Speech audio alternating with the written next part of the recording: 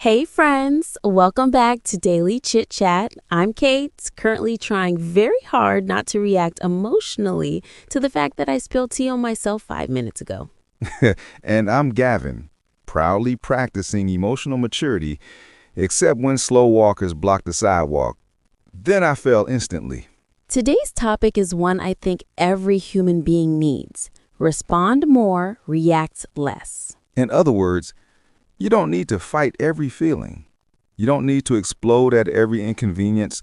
You don't need to treat every tiny moment like an emergency. Yes, and honestly, we're not here to say you should be calm and perfect. No, we're here to say we're all dramatic. Let's learn to be less dramatic together. Today, we'll explore why we react fast, why responding slowly feels so hard, and how taking a tiny pause can literally save your peace. And as always, we'll have 3 scenarios that will expose our emotional chaos. Let's get into it. Gavin, tell me honestly, when was the last time you reacted too fast and immediately regretted it? Uh, Yesterday. Someone texted me, "Hey, can we talk?" And I reacted like the world was ending. What did you do?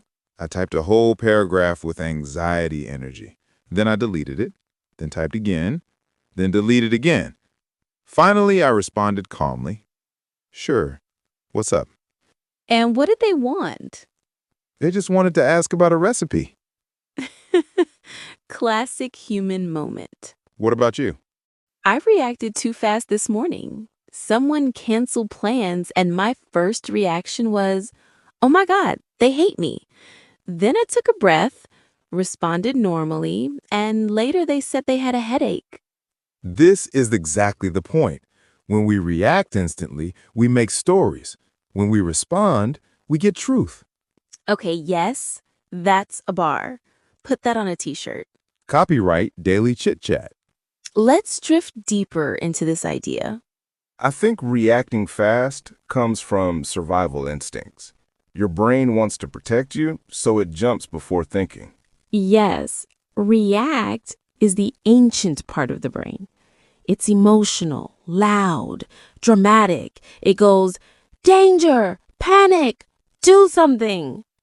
But respond is the modern part. Calm, logical, grown up. It says, relax. Let's see what's actually happening. But reacting is easier because it's fast.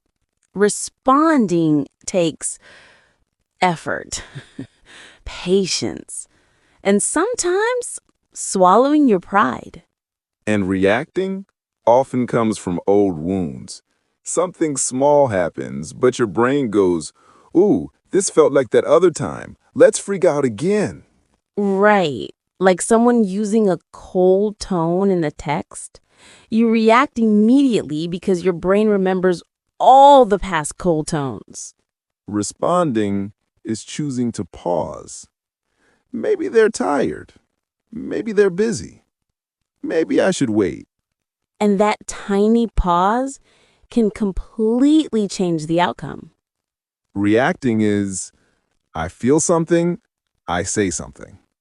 Responding is, I feel something, I breathe, then I choose what to say. Responding feels like maturity. Reacting feels like my inner 5-year-old. And both are normal. The goal isn't to eliminate reactions, just to catch them before they take over. Speaking of taking over, let's go into some scenarios that demonstrate the difference between reacting and responding. Yes, Daily Chit-Chat Theater is open. Gavin, look, they replied with K. Oh, no. The dreaded K. My reaction, they hate me. Everything is ruined. I'm moving to another country. Okay. What's the response version? I breathe. I tell myself, maybe they're busy. Maybe they're driving. Maybe they're using one hand to hold a sandwich. Yes, and then? I respond calmly, okay, talk later. And guess what? They were at the dentist. Exactly. Reaction equals story. Response equals reality. Kate, my coworker talked over me in a meeting today. Your reaction? I quit. I will become a shepherd in the mountains. And the response? I paused, took a breath, and said calmly, "Hey, I wasn't done speaking yet." And the meeting continued smoothly. See, huge difference. Reacting burns bridges. Responding builds boundaries. My partner didn't reply for 3 hours. My reaction is, it's over. They found someone new. I will now disappear into the ocean. Kate, please. Fine. The response version is, I distract myself, I breathe, I wait. Later they said they were in a movie. There it is. Reaction is emotional imagination. Response is emotional intelligence. Okay, time for our what if segment. Today's question is from Luis in Mexico. He asks, what if I want to respond calmly, but the emotions are too strong in the moment? Luis, that's real. Sometimes the feeling is too fast, too big, too loud. And that's okay. Responding doesn't mean don't feel. It means don't let the feeling drive the car. Sometimes the smartest response is, I need a minute. Or, let me think about that. Responding doesn't mean being perfect, it means being aware. And awareness itself is already emotional growth.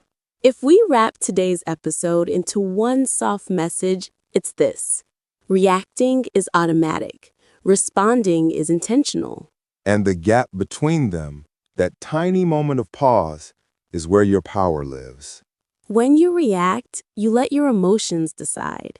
When you respond, you decide. Reacting is fast, loud, protective. Responding is slow, quiet, and wise. And no one responds perfectly all the time, not even the calmest person you know.